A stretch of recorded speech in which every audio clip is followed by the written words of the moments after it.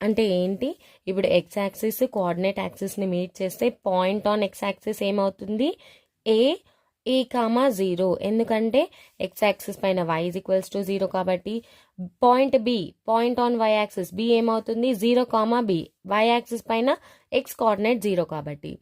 C ఇప్పుడు చూడండి, x coordinate of point on x axis, x coordinate of point on x axis is called x-intercept,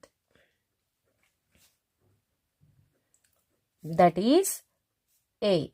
Okay, that is A.